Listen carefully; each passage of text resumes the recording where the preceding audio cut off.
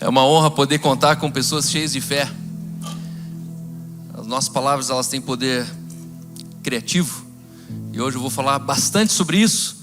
E cada vez que você se coloca de pé e faz essa declaração, tenha uma certeza, nós estamos a uma só voz, declarando, ordenando. A Bíblia diz que nós temos sim na terra as chaves do reino e recebemos o poder para ligar e para desligar, para proibir e para liberar. Nós temos poder. Antes da cruz você batia para a porta se abrir. E ainda tem crente que tá bate, bate e abrir se vosar. Essa música é do Antigo Testamento. Quem tem a chave do reino, quem recebeu as chaves do reino não bate mais. Nós temos as chaves do reino. E você chega na porta que você quiser e você abre a porta e você fecha a porta.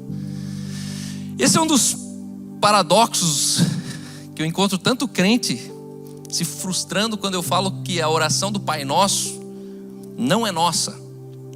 Ela é 100% bíblica, mas completamente, quase que eu ia falar desatualizada, mas eu não vou fazer essa deixa aqui para os haters. Ela é 100% bíblica, mas 100% respondida. Você, quando tem uma resposta de oração, você continua orando por aquilo? E qual que é o sentido da gente continuar orando Pai Nosso? Porque se a gente dependesse do Pai Nosso, nós estávamos fritos hoje. Porque o Pai Nosso, ele diz: perdoa as nossas ofensas, assim como nós perdoamos. Você já pensou se você fosse perdoado conforme você perdoa? Só que depois do Pai Nosso, agora nós perdoamos como nós fomos perdoados. Mudou a medida. Antes do Pai Nosso, a gente tinha que bater para abrir. Antes do Pai Nosso, o Pai Nosso, ele diz que seja feita a sua vontade assim na terra, como ela é no... Quem correspondia com quem? Era a terra que correspondia com o céu? Ou era o céu que correspondia com a terra? A terra, ela era refém, ela correspondia com o céu. Que seja feita assim na terra, como era feito no céu. Depois da cruz, nós recebemos as chaves do reino. E Jesus, ele olha para Pedro e fala: Pedro, você recebeu as chaves do reino. Tudo que você ligar na terra será ligado no... Quem corresponde com quem agora? Agora é o céu que corresponde com a terra. E a gente não foi avisado disso. E a gente continua esperando o céu descer, o céu voltar, o céu chegar, o céu se abrir, o céu... Irmão, é a gente que abre o céu, não é o céu que abre a gente. Essa é a diferença de um crente religioso de um crente renascido. O renascido, ele conhece o Pai. O religioso, ele só ouviu falar do Pai. E eu já comecei começando, e eu não queria fazer isso. Mas enfim, não tem como, depois de alguém receber um Pix em tempo real, não tem como você achar que a tua palavra é só uma palavra qualquer. Nessa semana nós estamos continuando uma série especial de outubro, que é a nossa série chamada Family Matters. Eu sei que você às vezes passa uma raiva aqui no cinema, porque tem umas palavras que você não entende nada. Os caras cantam em inglês, Mas quando eu estava cantando em inglês, vendo umas pessoas ali tropeçando nas palavras, eu estava pensando assim: fale para eles que assim vai ser no céu. Você vai chegar no céu e lá não vai ser os brasileiros se encontrando. O céu haverá gente de toda tribo, povo, língua, raça. No céu você vai falar um idioma que talvez você nunca imaginou que ia falar. E nós, por cultura, nós estamos nos adaptando a uma igreja que é global e não local. Nós não somos brasileiros, por isso nós falamos o que queremos. Falamos português, falamos alemão, falamos inglês, falamos em línguas, falamos em gíria. O que nós queremos falar, nós falamos, porque nós não somos desse mundo. E quando você fala inglês, tenha uma certeza, você está proclamando para outra nação. Nós queremos ser ouvidos por outras nações. Nós queremos cantar para outras nações. Nós queremos pregar para outras nações. E o tema dessa manhã é na viração do dia. Diz aí para quem está perto de você: na viração do dia. Guarde bem, na viração do dia. Você sabe quando é viração do dia? Será que é de manhã ou de noite? É viração do dia. Pode ser de manhã, pode ser de noite. Nesse mês nós estamos numa série chamada Family Matters. Família importa. Família é o que interessa. Se fosse para traduzir isso, parafraseando, família é o que interessa. E eu te pergunto o seguinte: se o diabo pudesse destruir uma coisa na terra, o que ele escolheria em toda a terra? O que o diabo escolheria para destruir na terra se ele pudesse? Você já se fez essa pergunta? Aliás, as pessoas ainda pensam que o diabo ele veio para matar, roubar e destruir. Mas ele não veio porque ele não pode. Não é bíblico esse versículo. O diabo veio somente para matar, roubar e destruir. Isso não é bíblico. O que é bíblico é o ladrão veio somente para matar, roubar e destruir. E o ladrão você já entendeu que é falso ensino. Um falso ensino, sabe aquela igreja da televisão? Que lá é um ladrão. Sabe aquela página do Instagram que você segue, que fica te falando o que fazer da vida? Aquilo lá é um falso ensino. Sabe aquele professor universitário, esquerdista? É um falso ensino. Um falso ensino vem para matar, roubar e te falir. É um falso ensino. Porque vamos ser honestos, se Satanás pudesse matar, roubar e destruir, eu te pergunto, teria alguém sentado aqui hoje? Então é simples, faz a conta. Se o diabo pode, por que a gente está bem ainda? Porque ele não pode. Satanás não pode, a menos que você permita. Cal, o que o diabo pode? Tudo que você crê que ele pode. Cal, e se eu crer que o diabo não pode nada? Pronto, você acabou de estancar o poder do diabo, limitou ele. O diabo não pode nada. E tem muito crente que ora: Deus, em nome de Jesus, que o diabo não venha aqui, que o diabo não pegue a gente, que o diabo não... Acabou de crer no diabo. Pare de crer no diabo. Nós precisamos parar de crer no diabo e começar a crer em quem? Aquele que está em mim. Se Deus é por nós, quem será contra nós? Agindo Deus, quem impedirá? E às vezes a gente tem orações covardes, onde a gente ora com mais medo do que fé. Quer um exemplo disso? Eu vejo muito crente pedindo para Deus: Deus, cesse a guerra, vamos orar para parar a guerra. Irmão, é tempo de agradecer a resposta de oração. Eu não sei o que você orou essa semana, mas eu ponderei para orar, porque eu falei: Deus, quem sou eu para ter uma opinião sobre a guerra de Israel? Primeiro que eu estou longe demais para isso, eu não posso expressar uma opinião daquilo que eu não estou vivendo lá. Segundo, há fortes indícios que algo do Senhor está acontecendo. Você sabia que a Bíblia diz que no final dos dias, nos últimos dias, no princípio das dores, o amor de muitos esfriará. Haverá rumores de guerra. E haverá guerra de nação contra nação. Isso sempre teve. Quanto tempo que a gente já tem guerra de nação contra nação? Mas sabe o que me chamou a atenção nessa guerra? Porque essa não é uma guerra de nação contra nação. O versículo continua dizendo: e haverá uma guerra de reino contra reino. E a impressão que dá é que pela primeira vez nós estamos tendo o cumprimento da profecia. O Hamas não é uma nação, mas existe uma raiva de um reino do Hamas contra um reino judaico. Existe uma raiva de um reino de um filho da criada com o filho da promessa. Existe uma luta de dois reinos, que são luz e trevas, que é justiça contra injustiça. E a alegria de saber que Jesus está voltando e a Bíblia está saindo do papel. Por isso nós precisamos orar, agradecendo pelas respostas de oração. Obrigado, Jesus, por essa guerra. Obrigado, Jesus, por essa guerra de reino contra reino. Obrigado de nação contra nação. Obrigado porque os filhos estão sendo entregues pelos seus próprios pais. E aí a gente está sendo uma geração que está vendo a Bíblia se cumprir como nunca antes.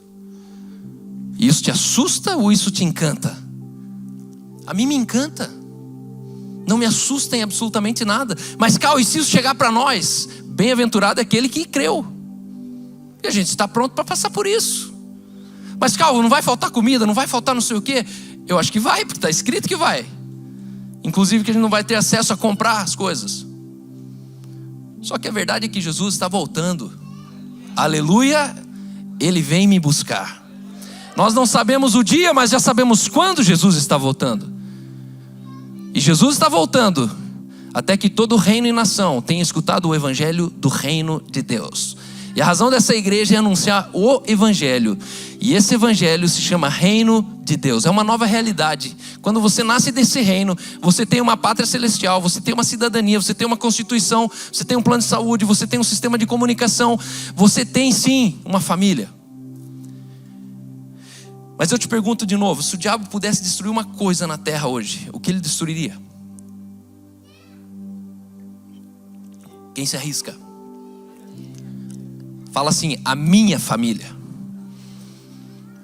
Não é a família, é a sua família. Se o diabo pudesse destruir uma única coisa, ele não destruiria o Hamas, ele não destruiria a Alemanha, ele não destruiria a Nestlé, ele não destruiria a maçonaria, ele não destruiria absolutamente nada, senão a tua e a minha família. É o único plano que Satanás ele tenta, e ele não desiste. Tudo que você resiste de investir na sua família, você com certeza está correndo grande risco de perder. E eu te pergunto, quanto você investe na tua família? Quais são as barricadas que você está cavando em volta da sua família? Eu encontro muitas pessoas que desejam ter a família que eu tenho, mas elas nunca fizeram as barricadas em volta da família que eu fiz. Faz 25 anos que eu me dedico a construir a família perfeita. E eu tenho a família perfeita. Porque perfeição fala sobre a identidade que nós somos e não o que nós fazemos. Com tantos defeitos que eu tenho, que minha esposa tem, que meus filhos têm, nós hoje somos uma família perfeita porque nós estamos naquele que fez tudo perfeito.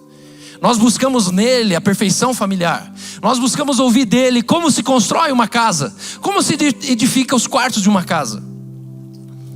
E me assusta o quanto de crentes que estão despreocupados com a sua família. Irmão, nessa manhã eu quero convidar você a investir tudo que você puder na sua família. Tudo, invista tudo.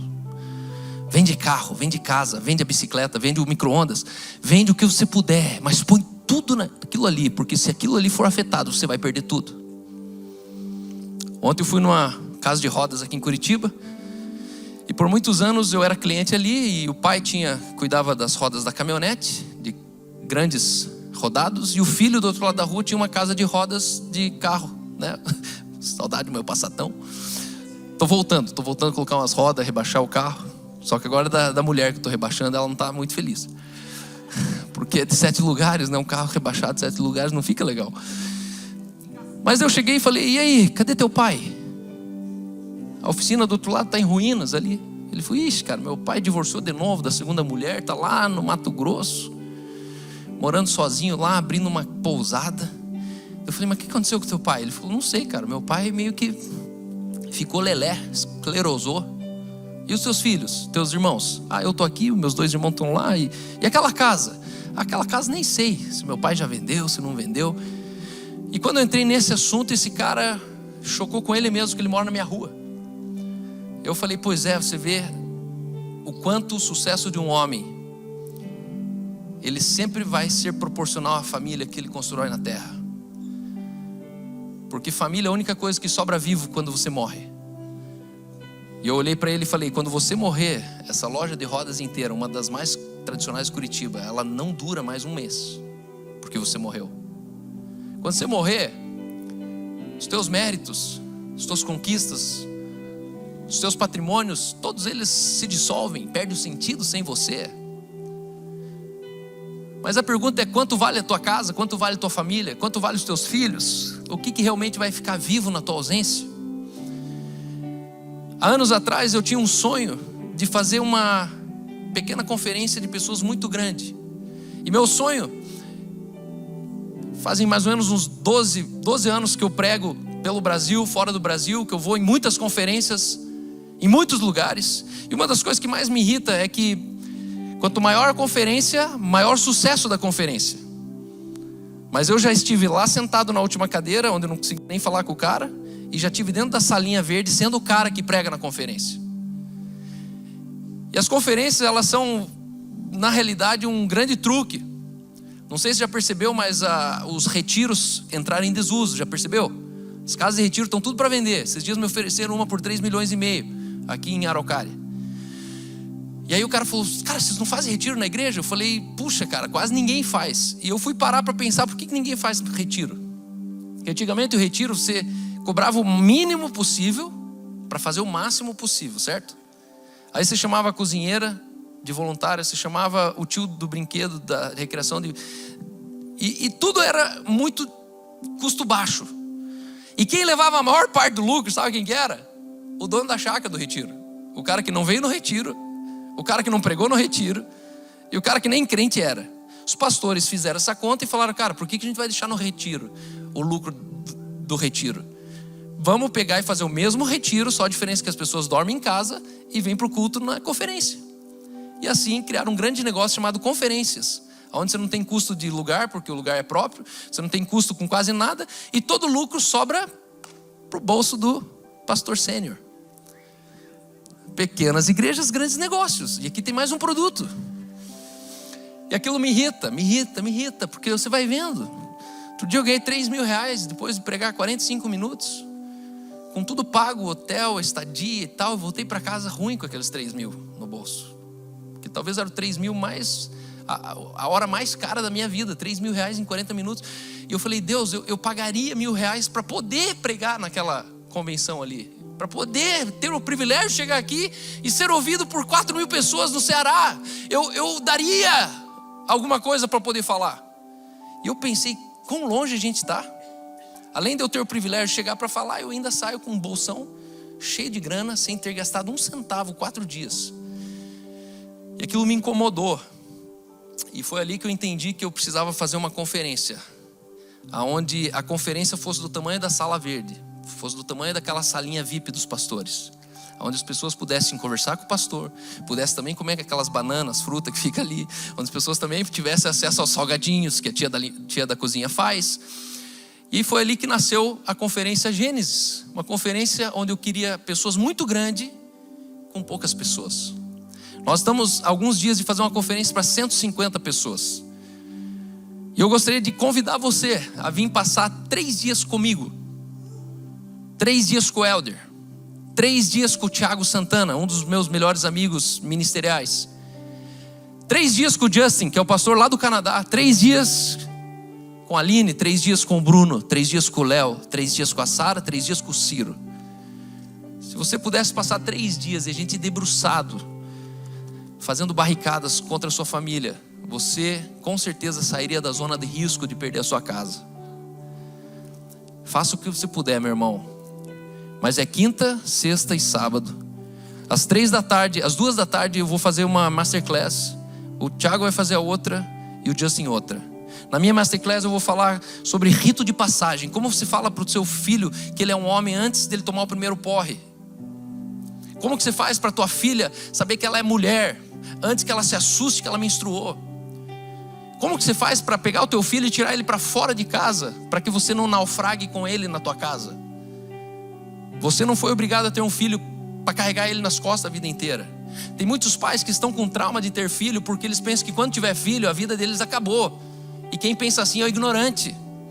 Filhos são parênteses onde você faz na tua vida um parênteses, dedica esse tempo a eles e depois você volta a tocar a tua vida. Tira eles debaixo de você e coloca eles do lado de você. Nem em cima e nem embaixo. Eu quero te ensinar a você criar a tua posteridade, onde os teus dias lá no final, você olhe e fale, eu tenho nos meus netos o prazer. Que você tenha coragem de ter netos, que você tenha filhos funcionais. O Thiago vai falar sobre os impactos da religião desestruturando e destruindo famílias. Ele é uma das maiores autoridades hoje no antirreligioso. Ele arrebenta o sistema religioso. Os pastores das maiores igrejas do Brasil odeiam ele. Por quê? Porque ele ensina o crente religioso a sair da bolha. Pessoas estão sendo enganadas.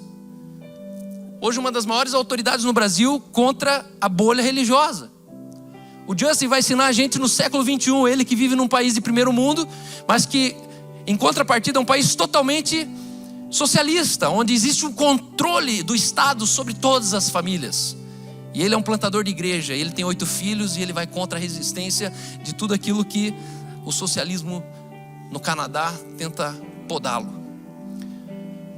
São 3 tardes de 3 horas. E depois nós teremos 4 noites de 2 sessões por noite, de 45 minutos. Ao total são quase 9 sessões. Eu quero te convidar a você tirar do teu bolso o dinheiro, pagar aquilo ali no Pix. Se vira, vende a bicicleta, vende aquele computador velho que você tem, vende alguma coisa no LX, se vira, pague aquilo ali e vem com a gente, porque com certeza você vai estar protegendo o teu futuro. Me escute, Satanás, ele quer destruir tua casa. E a única coisa que Satanás não pode é contra a sabedoria. Aonde tem ignorância, ali tem trevas. E onde tem trevas, Satanás ele habita. Satanás habita trevas. E trevas na Bíblia se chama ignorância. Então, coloque seu coração nisso. Quero no final que você escute o Espírito Santo dizendo: esse é o caminho, vai por ele. E outro convite que quero fazer: no dia 26 começa a conferência, 26, 27, 28, 29, termina aqui a conferência, 2 sessões no domingo. Mas na quarta-feira à noite, dia 25, fale assim para quem está perto aí, dia 25. Pro outro lado agora, quarta-feira, 7:30 da noite. Você é meu convidado. Convida quem está perto, fala assim: ó, eu estou te convidando para quarta-feira, dia 25, você tem uma noite com o Thiago Santana. No dia 25, nós teremos quarta-feira o nosso culto lá na CHF. Eu quero te convidar especialmente, não precisa de inscrição, não precisa ser parte da conferência, não tem nada a ver com a conferência. Você, como Igreja do Cinema, eu quero te convidar para nesse dia você ter acesso a esse culto especial. Nós vamos estar com o Thiago Santana, ele vai estar ministrando com mais tempo a palavra lá. Então, no dia 25, na quarta-feira, antes da conferência, você é meu convidado, faça isso, por favor, tá bom? Levante sua Bíblia bem alto, que agora eu vou começar a pregar. Bem alto e feche seus olhos. Está com a Bíblia aí? Faz assim para mim, quero ver. Crente traz Bíblia, isso? Amém? Pode ser o celular, isso, celularzinho. Agora feche teus olhos e diz assim bem alto para o diabo ouvir: essa é minha Bíblia. Eu sou o que ela diz que eu sou. Eu posso o que ela diz que eu posso. Eu tenho o que ela diz que eu tenho. Eu serei ensinado na palavra de Deus. Eu humildemente confesso, minha mente está alerta, meu coração está receptivo. Eu estou prestes a receber a incorruptível, a indestrutível, a semente eterna da palavra de Deus. Eu jamais serei o mesmo. Eu jamais serei o mesmo. Eu jamais serei o mesmo. Nunca, nunca, nunca. Eu jamais serei o mesmo. Aleluia. Obrigado, Espírito Santo, por essa manhã. Obrigado pela tua palavra, que é lâmpada para os nossos pés, luz para o nosso caminho. Nós nos convertemos à tua palavra nessa manhã. Fala, Espírito Santo, aquilo que eu não disse. Que eles ouçam aquilo que eu não disse. Que eles vejam aquilo que eu não tive capacidade, Senhor, de descrever para eles.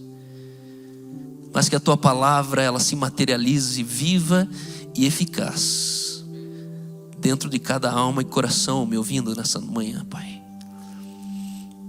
Obrigado, Senhor, porque nós sabemos que a tua palavra é a mesma ontem, hoje e será eternamente. Ela não muda, ela não engana, ela não volta atrás. A tua palavra, Senhor, é a nossa arma. E nessa manhã nós queremos lustrar essa arma.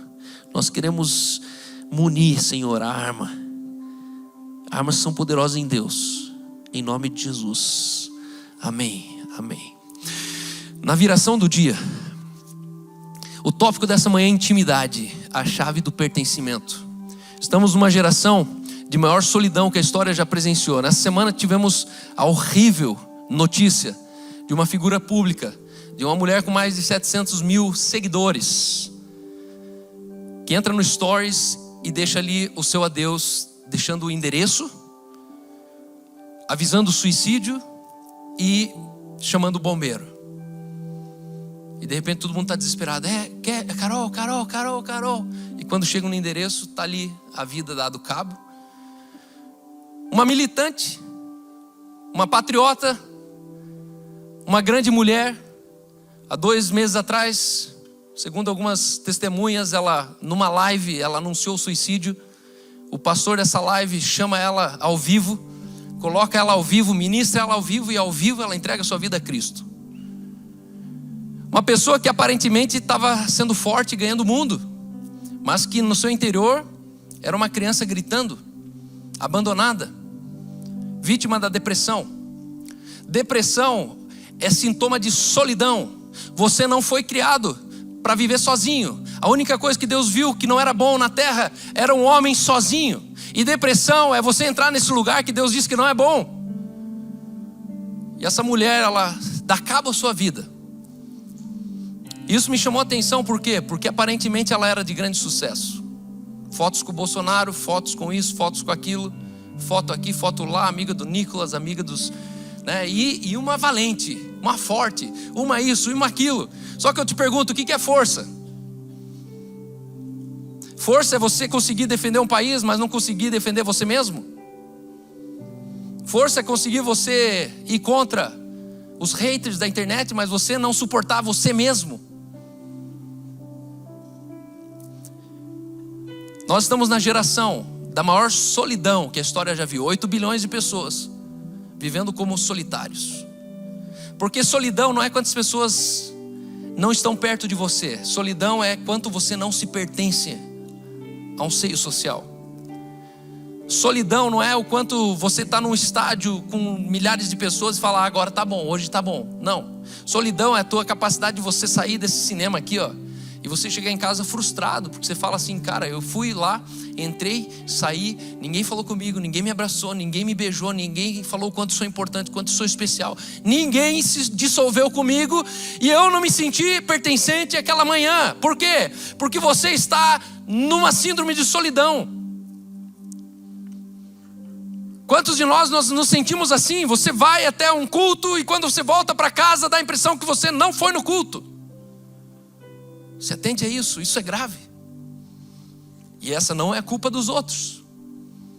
Porque das 200 pessoas que estão aqui, você é exceção se você se sente assim. A regra aqui se sente bem. Quantos aqui estão se sentindo hoje bem nessa manhã? Que não está se sentindo sozinho? Tem alguém que não está se sentindo sozinho hoje? Bastante gente. Só que hoje eu quero falar sobre a chave do pertencimento, que é a intimidade. O Vina falou sobre Ressuscite Eva, falando sobre a arte de você ter dentro de você essa pessoa auxiliadora, essa pessoa, esse instinto do serviço. O Helder falou sobre a família estabelecida numa matriz de princípios, aonde se você não quebrar esses princípios, a sua vida não será quebrada. A verdade é que nós estamos cheios de opiniões, estamos cheios de teorias, estamos cheios de suposições, mas vazios de princípios. Hoje eu quero falar sobre a arte de você entender intimidade familiar. Depois o Bruno vai vir semana que vem falando com a gente, e no último domingo desse mês teremos 2 sessões pela manhã, uma com o canadense e outra com o Justin, e eles vão falar também sobre família. A sua família está na mira do inferno. A sua família está na mira do inferno. Não seja ingênuo de achar que não vai acontecer nada. Se Satanás pudesse, e se ele puder, em algum momento ele vai arrebentar a sua casa. Se ele não conseguiu entre você e tua esposa, ele vai tentar com você e com seu filho. Se ele não conseguiu entre você e seu filho, ele vai tentar entre o filho com outro filho. Mas o fato é que Satanás, ele fica endemoniado quando ele vê uma família feliz. Porque família é a única instituição que Deus criou. Todas as outras alguém criou. Todas as outras alguém criou. A democracia alguém criou. A monarquia alguém criou. O capitalismo alguém criou. O banco alguém criou. A universidade alguém criou. A escola alguém criou. O mercado alguém criou. A holding alguém criou. Mas família é a organização mais antiga que existe na terra. Quando Deus criou o homem e a mulher, Ele falou assim: agora vocês se reproduzam e vocês sejam uma casa, sejam uma família. Deixe o homem em casa de pai e mãe e se una à sua família. Deus estava estabelecendo uma organização, e essa organização ela é fantástica porque ela não depende de competência, ela depende de decisões. Construir uma família saudável não depende de competências, depende de decisões.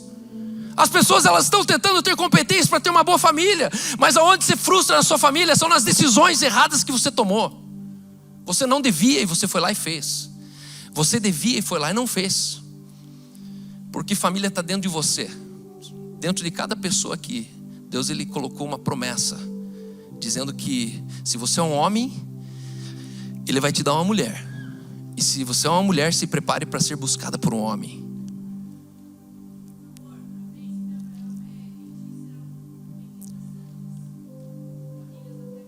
E aí no início do cristianismo, quando Deus ele levanta Abraão, o pai da fé, Ele diz: Abraão, em ti serão benditas, abençoadas todas as famílias da terra. E você tem medo do governo ainda? Você tem medo do terrorismo ainda? Você tem medo de alguém ainda? A questão é que família só você pode construir e só você pode destruir. Família, com certeza, é a instituição mais indestrutível da terra.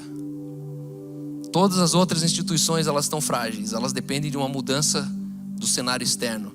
Mas família, não. O que produz intimidade no seio familiar?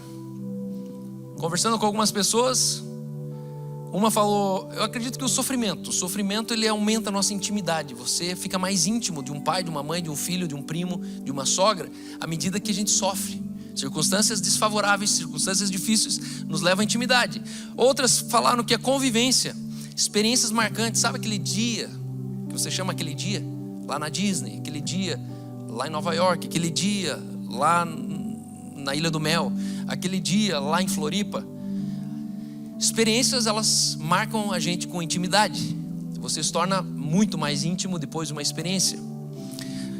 Outros disseram que o sacrifício nos torna íntimos na família. Quando existe um sacrifício bilateral, a gente faz uma vaquinha, onde a gente tem um empenho coletivo para um fim coletivo. Outros falaram que os valores e crenças que nós temos em comum geram em nós identificação, e essa identificação gera uma intimidade imediata. Famílias que têm os mesmos valores. Perceba, naquela entrevista que eu fiz na rua, aquele casal maravilhoso ali, ele relatou, o pai, cabelinho branco, ele relatou assim: nós tivemos 2 filhos. Uma filha estudou no Mackenzie, na suposta universidade cristã, mas não é cristã, é presbiteriana. E na outra, o meu filho foi para a Flórida, numa outra suposta universidade cristã. E ele falou: a minha filha se perdeu. Meu filho está tudo certinho. E ele falou: sabe o que se perdeu entre eu e minha filha? A comunicação. O dia que ela pisou naquela faculdade, eu perdi a comunicação com a minha filha. E ele fala assim: a gente conversa, fala, minha filha não pensa em casar, minha filha não pensa em ter filho, minha filha ela gosta de viajar ao mundo e ser vegana e viver daquele jeito pet, e é isso aí. E eu terminei chorando com aquele casal, porque aquele casal me abençoou falando assim: ó, que Deus levante mais pastores na tua geração como você. Não canse de fazer o que está fazendo. Quando ele soube o que a gente estava gravando ali, ele falou que Deus te use, porque a gente precisa desse fortalecimento de famílias. E aí esse pai, ele fala assim: a minha filha, o dia que ela entrou na universidade e ela escutou outro ensino, eu perdi a comunicação com ela. O valor e crença mudou ali. Valor e crença mudou ali. Quando muda o valor e crença, muda a comunicação. Você perde a frequência da comunicação. Outras pessoas falaram que é cumplicidade nas decisões. Quando existe uniformidade, quando a gente consegue decidir as coisas coletivamente, isso gera pertencimento e intimidade. E o quinto, o que produz intimidade no seio familiar, é o que eu quero falar hoje para vocês, nessa manhã. Na viração do dia, foi o momento onde Deus, ele procurou por Adão e Eva depois que eles tinham feito besteira. A Bíblia diz que ali em Gênesis 3:8, quando ouviram a voz do Senhor Deus, que andava no jardim pela viração do dia, esconderam-se da presença do Senhor Deus, o homem e a sua mulher, por entre as árvores do jardim. Na viração do dia, costumeiramente, supõe-se que Deus ele visitava Adão e Eva. Na viração do dia, a impressão que eu tenho é que Deus falava assim: nossa, estou com vontade de orar, deixa eu ir lá sentar com quem eu devo orar. E aí ele ia orar com Adão e Eva, porque você sabe que oração é intimidade, oração é você ouvir, oração é você falar, oração é bilateral. Reza é outra coisa. Reza você não precisa ouvir nada. Reza não tem resposta. Reza não interessa o que o outro está pensando, interessa o que você falou para ele. Então você só reza. Plá, plá, plá, plá, plá, plá, plá. Amém. Pronto, terminei as bolinhas, agora posso. Mas a oração não é reza. A oração é a arte de eu ficar quieto para ouvir o que o outro está falando. E aí a gente sabe que Deus ele foi orar com Adão e Eva, e de repente Adão não veio para a oração. Adão não veio para o encontro. Eles tinham um encontro marcado. E sabe o que me chama a atenção? De toda a criação, na viração do dia, Deus ia se encontrar com Adão e Eva. Ele não ia se encontrar com os animais, ele não ia se encontrar com as plantas, ele não ia se encontrar com o sol, ele não ia se encontrar com os minérios, com as riquezas, ele não ia se encontrar com os montes, ele não ia se encontrar com os vales, ele ia se encontrar com aquilo que era vivo e podia se relacionar do nível dele, que era Adão e Eva, a imagem e semelhança dele. E nessa manhã, no assunto de família, eu quero que você entenda que o valor fundamental dessa mensagem é que a oração produz intimidade. Muitos de nós não rompemos ainda com a oração, porque a gente nunca entendeu que a oração, o fruto dela é intimidade. Como você foi criado num país que te ensinou a rezar, e você se sentiu um palhaço rezando várias vezes? Ou era só eu? Muitos se sentem um palhaço, inclusive dentro de uma missa. Por quê? Porque dá a impressão que é todo domingo a mesma coisa. Chega lá, escuta o cara lendo, termina falando, repetindo o que ele falou e vai embora. E aí você traz isso e acha que isso é oração. E daí na oração você corresponde com a oração como se você estivesse correspondendo com a reza, achando que é uma liturgia. Muitos homens eram outros crentes no período do namoro, já percebeu? Mulheres que casaram com homens que depois de casada elas desconhecem. Cadê aquele crente que casou comigo? No tempo do nosso namoro você orava. No tempo que você me pediu namoro, você até esperou 3 meses para a gente orar junto, ver se era da vontade de Deus. Aí depois que conseguiu o sim da mulher, já não orava tanto, mas ainda orava. Sabe, parava o carro na frente da casa, pegava na mãozinha: Deus, obrigado por essa noite que a gente pôde comer fora.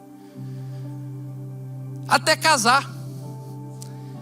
E aí são muitas mulheres que chegam para mim e falam: Cal, cadê aquele cara, crente, que até casar ele orava comigo, mas depois de casar ele tem dificuldade de ler para mim um texto. Outro dia uma mulher disse assim: por favor, diga aos homens que nós mulheres queremos que eles sejam líderes na oração e no estudo bíblico em casa. Se ele fosse só o líder da casa, eu poderia amá-lo ainda mais. Nós estamos numa geração onde a gente conseguiu acreditar que é tirania liderar uma mulher em casa. Que é tirania você abrir uma Bíblia de manhã e falar: ei, escuta aqui, deixa eu ler para você. E você lê e fala assim, ó, tá aqui, ó, escrito. Paulo ele fala assim: ei, as mulheres se calem na igreja. Sabe por quê? Porque Paulo estava exigindo que os homens fossem crentes fora da igreja. E ele estava irritado com mulheres que vinham tirar dúvidas na igreja de coisas que os homens não tiravam dúvida na mesa da casa com eles. Paulo queria ter certeza que o espírito da igreja coletiva era o espírito que estava nas mesas em casa. Porque um homem que ele é pastor em casa, ele não traz uma mulher confusa dentro da igreja. Quando a sua mulher chega num culto como esse e ela tem um pastor em casa, ela entende mais rápido aquilo que está sendo pregado aqui. Porque existem algumas dúvidas que são elementares que você como marido já tirou para ela em casa. A oração produz intimidade. Você se torna íntimo daquele a quem você ora, daquele por quem você ora e daquele com quem você ora. Você se torna íntimo daquele a quem você ora, a quem está sendo orado. Você se torna íntimo daquele por quem você está orando. E você se torna íntimo com quem você ora. E a gente precisa mudar a nossa intuição de oração. A gente está orando ainda pelos resultados, como se Deus fosse garçom. Deus, faça para a chuva. Deus, faça para a guerra. Deus, não sei o quê. Mas será que você realmente quer ser íntimo de Deus? Você ora mesmo para ser íntimo de quem está orando com você? Você consegue se sentir com uma igreja que ora junto? Porque a oração não existe para mudar Deus, a oração existe para mudar a gente. E nós precisamos romper com a intimidade. E isso vai vir através da oração. Moisés subiu ao Monte Sinai, o lugar de oração, e permanecendo lá por tanto tempo que finalmente foi capaz de falar com Deus de amigo para amigo. Aí minha pergunta sempre era, por que Deus que está no céu sacaneou Moisés, fez ele subir o monte inteiro, sendo que ele podia escutar Moisés do pé do monte? Né? Não é uma lógica? Porque Deus não desceu no monte. Depois ele manda as tábuas ali e tudo. Mas quando Moisés sobe no monte, Deus não está em cima do monte. Por que Deus não estava no pé do monte? Porque ele fala mais sobre Deus mudar o coração de Moisés do que Moisés mudar a Deus. A oração produz intimidade. Jesus se tornou tão íntimo do Pai em oração no Monte da Transfiguração que a glória da presença do Pai brilhou através dele.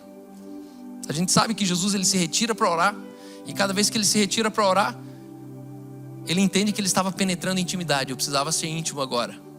Eu preciso ter meu tempo agora. E a intimidade, ela fala do ato sexual. Você já percebeu que é difícil a gente ser fora das quatro paredes de um casamento? O que é a gente dentro das quatro paredes de um casamento? Você já percebeu? Você já imaginou as pessoas vendo publicamente o que você faz nas quatro paredes? Não fica meio bizarro? Ficaria meio estranho, não ficaria? Por quê? Porque essa é a profundidade do que a Bíblia chama de intimidade. Intimidade, existem algumas coisas que estão reservadas só naquele ambiente. Você não vai dedicar isso para nenhum outro. Você não vai falar isso para nenhum outro. Você não vai fazer isso para nenhum outro. Por quê? Porque isso é a expressão profunda da palavra intimidade. E muitos de nós somos os mesmos orando aqui na igreja, dos mesmos orando lá na tua casa. Se você ora igual em casa, do jeito que você ora na igreja, tem algum problema ou aqui na igreja, ou tem algum problema lá na tua casa. Mas o fato é que nós deveríamos entender que existe um romper na oração. E esse romper não é nas palavras, esse romper é no pertencimento, na medida que você ora com a intimidade. Na verdade, a verdadeira oração espiritual, a intimidade desenvolvida, é muito maior do que uma união física. É uma união em espírito. Uma pesquisa de 2005 relatou que pelo menos 7 benefícios são produzidos cientificamente pela oração. A oração, ela reduz a ansiedade e o estresse. A oração, ela melhora o humor. A oração, ela aumenta a sua tolerância à dor. A oração, ela tem um apoio emocional. É uma maneira de transferir cargas emocionais com quem podem carregar fardos durante a nossa caminhada. A oração, ela conecta você a Deus. Você conecta as pessoas e você conecta a realidades atemporais. A oração você consegue visitar o passado. A oração você consegue projetar o futuro. Isso é intimidade. A oração melhora os resultados da saúde mental e física. Não sei se vocês viram um documentário no Netflix de um cara que saiu pesquisar as pessoas centenárias. E aí ele vai para o Japão, aí ele vai para a Itália, ele conversa com gente centenária. E sabe o que é o mais interessante de tudo que ele pesquisa nessas pessoas? Que sem elas se combinarem, elas falam assim: aqui a gente sente menos raiva. Eu sou uma pessoa que não tenho raiva. Eu não sinto ódio, eu não sinto angústia. Essas pessoas tiveram em comum a ausência de um sentimento, raiva. Elas não sentem raiva. E elas atribuíram longevidade de vida com a ausência de raiva. Não tem raiva. Cólera, a Bíblia chama isso de cólera. Em 7º lugar, quando as pessoas oram pelo bem-estar dos seus cônjuges ou sentem uma emoção negativa, ambos relatam maior satisfação no casamento, onde eles se reconectam um ao outro em tempos difíceis. Isso é ciência. Tem um videozinho aqui para a gente ilustrar isso. Entre neurociência e oração, embora a ciência não possa comprovar onde chega a sua oração, seria incomensurável por enquanto, elas já sabem mensurar que o seu cérebro se torna muito mais saudável neuronalmente quando você ora. O Dr. Andrew Newberg, conhecido por sua pesquisa sobre neurociência e espiritualidade, usando ressonância magnética funcional, percebeu mudanças nas atividades cerebrais durante momentos de oração e de meditação. Olha só, segundo os estudos, a oração e a meditação podem levar a uma diminuição de atividade do lobo parietal, que é esse azulzinho aqui, ó, que é responsável pela percepção do espaço e do tempo, o que parece levar a uma dissolução temporária do senso de individualidade e, claro, um aumento na sensação de conexão com algo maior. Enquanto isso, há um aumento da atividade do lobo frontal, que é a região do cérebro responsável pela sua atenção, concentração, julgamento moral. Isso sugere que a oração e a meditação podem levar a um melhor estado de presença e de autocontrole. Interessante, não é mesmo? Em 2021, pesquisadores do Brigham and Women's Hospital trouxeram novas descobertas para os estudos da neurociência e da espiritualidade. O Dr. Michael Ferguson e sua equipe descobriram que existe um circuito cerebral específico para a espiritualidade. E ele fica aqui, ó, no centro do cérebro, na região chamada substância cinzenta periaquedutal. Essa daqui, ó, PAG é a sigla dela. É importante essa substância para funções como o medo, a dor, o altruísmo e o amor incondicional. A equipe publicou um estudo na revista Biological Psychiatric e os resultados sugerem que a espiritualidade e a religiosidade estão enraizadas em dinâmicas fundamentais, neurobiológicas e profundamente tecidas no tecido nervoso. Outras pesquisas brasileiras também sugerem que há relações muito fortes e robustas entre os efeitos da oração no controle da pressão arterial e no controle da ansiedade. E pasmem, na reabilitação de pacientes oncológicos. E aí, você pratica oração? Pois é, assim. Eu não sei o que você aprendeu sobre oração, mas essa manhã o meu desafio é que você coloque a viração no dia como rotina da sua vida.